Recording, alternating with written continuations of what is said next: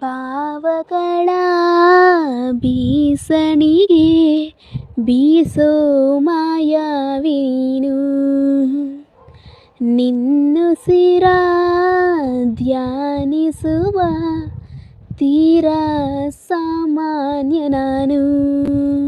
ಆಕಾಶದಲ್ಲಿ ನೀ ದೀಪವಾದೆ, ഇരുಳಾಗಿ ನಾನು ನಿನಗಾಗಿ ಕಾದೆ.